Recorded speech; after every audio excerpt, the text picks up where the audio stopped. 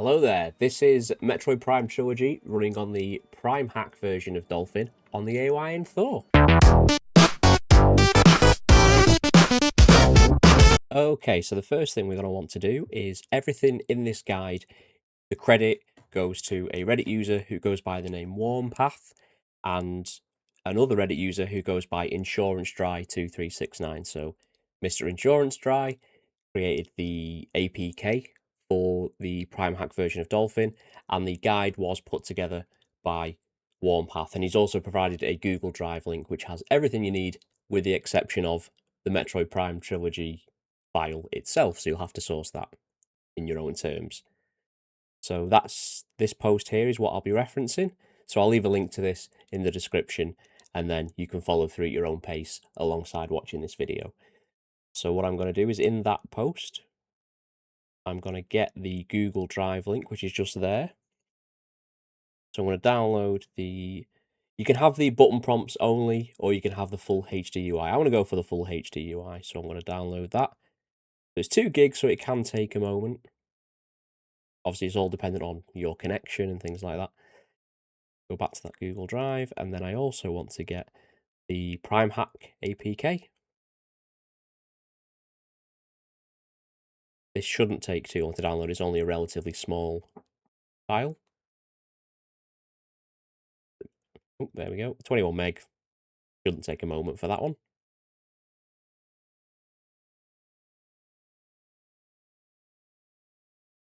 I've already downloaded it, so it asked me to download it again, which I'll just do anyway.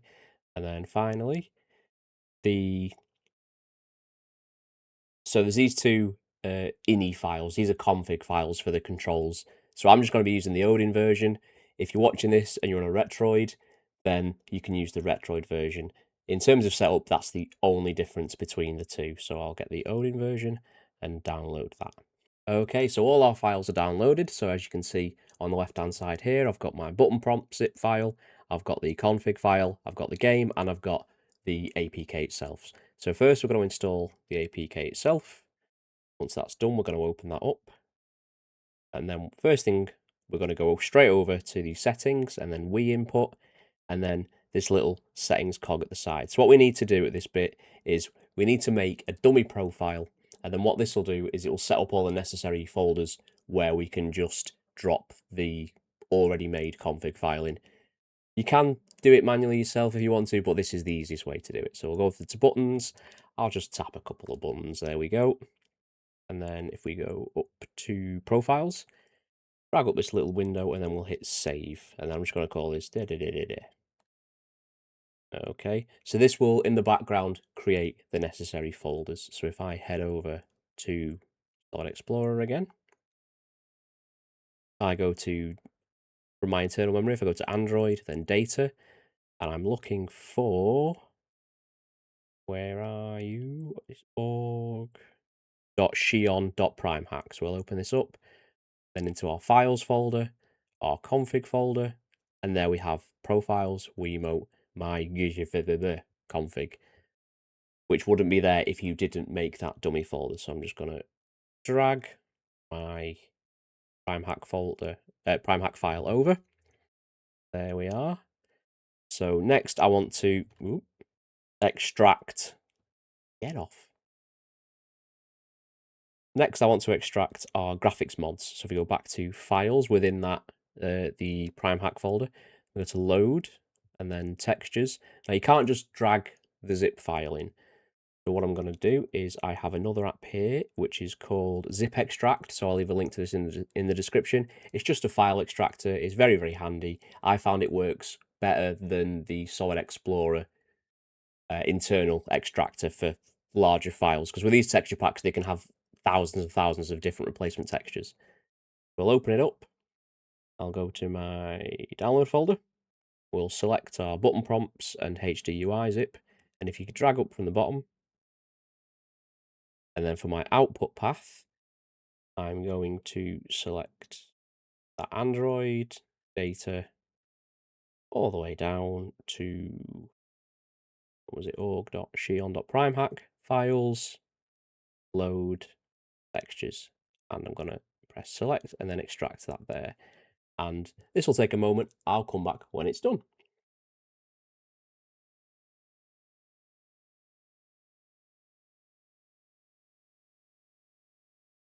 So there we go. So that took barely any time at all. It's a lot quicker than doing it using the Solid Explorer one, believe me.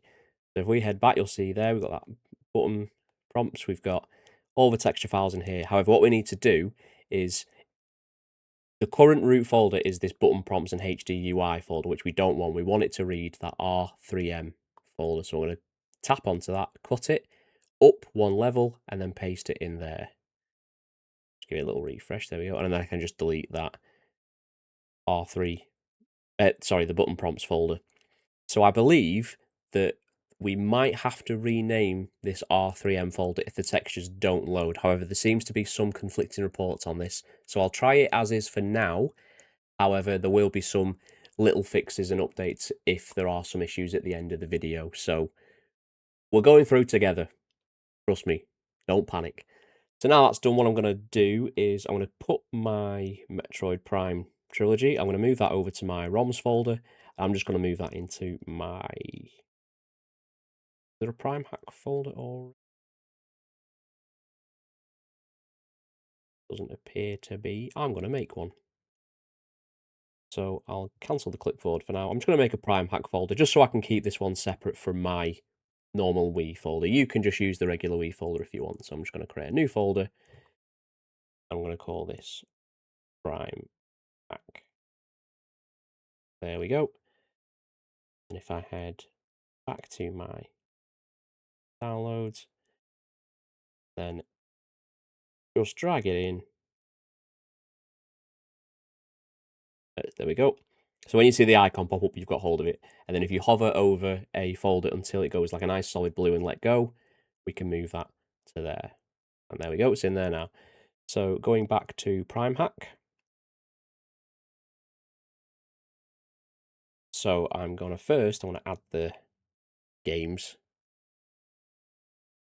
We'll find that PrimeHack folder. Like I said, you can just point this at your normal Wii folder, but for this demonstration, I've kept it separate. Okay, why haven't you looked? Oh, it's in Wii, that's why.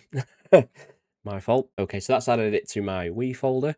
So I'm going to go back to the settings. There's a couple of things we need to enable first. So let's go first, we're going to go to config. Then we're going to go to Wii, and by default, this should already be enabled, but just double check it. This is you want to make sure your widescreen support is enabled. So mine already is. Again, just give it a double check. So then we'll go back, and then we will go back again, and we're looking for graphic settings. So our video backend is Vulkan. So apparently there is some bugs with this where I think the morph ball doesn't seem to work in Vulkan, but it works in OpenGL. Again, we'll try that and we'll see how far we get. But by default, it's for Vulkan. We'll leave it on Vulkan for now. If we get any issues, or if you get any issues, flip it back over to OpenGL. And then we want to look for enhancements. Our internal resolution, we're going to bump that up to 3x to give us a nice crisp 1080p. And then for, if we go back out there and go to advanced, we want to enable load custom textures and prefetch custom textures.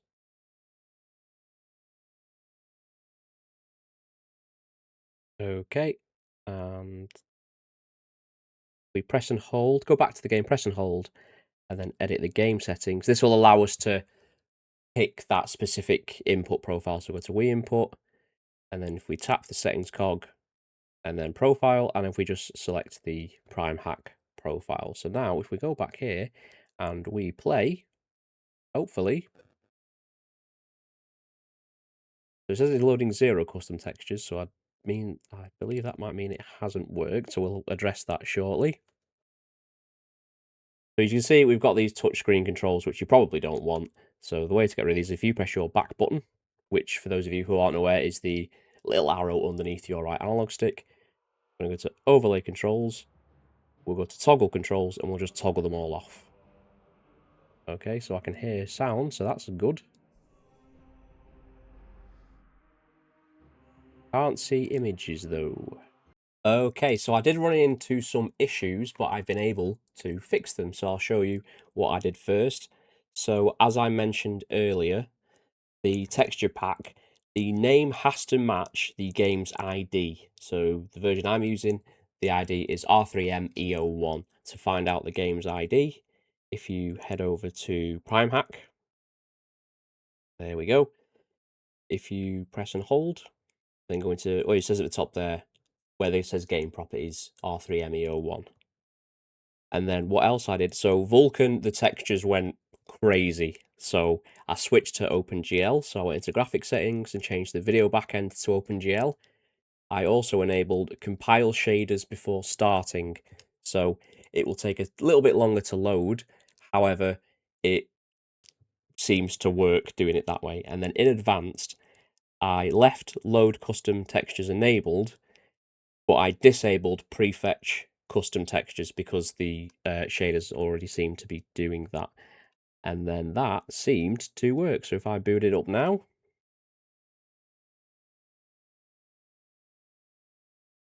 hopefully, there we go. So you can see we're compiling shaders currently. So you'll get this when it loads up.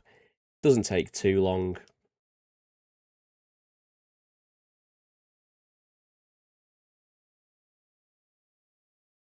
I also did test the morph ball and it worked.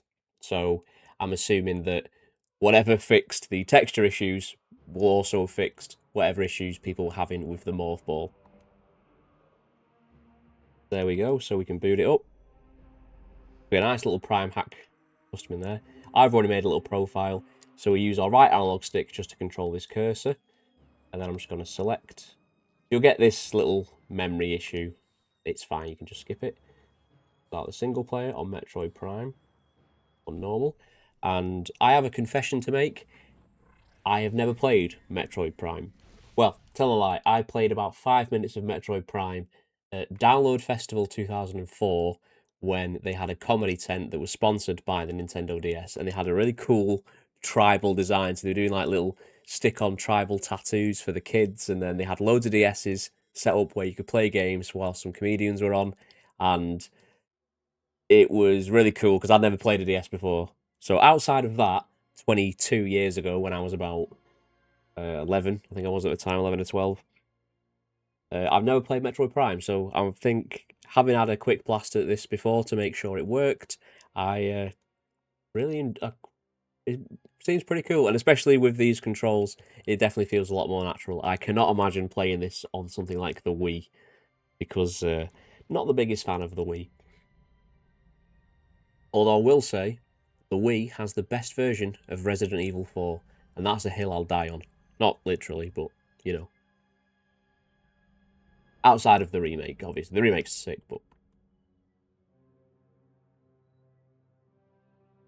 killing some time whilst this initial cutscene. I don't know how to skip these. I don't know if you can. Speaking of Resident Evil, I've finished Resident Evil 9, and it's excellent. So if you're a Resident Evil fan, and you're on the fence about 9, or you weren't that interested because you may be a bit of a lapsed fan, 9 is excellent. So pick it up if you're interested.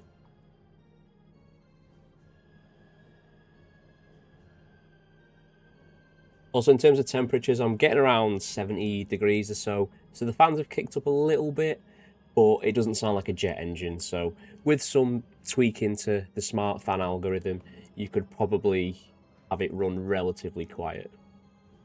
Or just put your headphones in and block out all the noise. So here we go. So it said that it couldn't apply the custom textures, but these look pretty HD to me. And I don't know if that's just a result of the upscaling, but we will see. So I can shoot, I can move, I can do... How did I do morph ball before? I don't know what button I press now. Oh, Y is morph ball. So there we go. So I can roll around in the morph ball, and then it seems to be fine. If you do get issues with this, apparently, according to the same thread which I mentioned earlier, there is a user who goes by the name of OKPause9194, and he has posted quite a nice comment with details. He's also mentioned that apparently there's some issues with using the RVZ version like I'm using, but this seems to run fine. So I don't know if it's just texturing issues that only work with the ISO version. But yeah, see how you get on. I'm not an expert with using PrimeHack. You can also use it in place of your normal Dolphin. I'll probably stick to just keeping this with its own set of folders. I haven't actually tried achievements. I don't know if PrimeHack has achievements built in, or if Metroid Prime has achieved, or it'd allow you to use them with the PrimeHack version. So if I move versions, so obviously the control prompts are different. So I got stuck here for ages because I didn't know what to do. I think for the scan visor, if you press right, I aim at something. Ooh. How did I do it before? Oh, L2. So there is a part of that Google Drive, the user Warmpath who set it up, he has given a lovely little PDF with a controls guide, because it can be a little bit confusing with the button prompts on screen not matching the controls you've got. So yeah, this is the PrimeHack version of Dolphin running Metroid Prime Trilogy. I'm going to stick with this game because I've played about 10 minutes of it and I'm into it. So after 20 plus years, I'm finally going to start getting into Metroid Prime. I hear 4's not great though, but we'll see. I'll buy it on sale or something. So yeah, as always, if you like this video, I'd appreciate a like and a subscribe. Tell your friends, and I'll see you next time.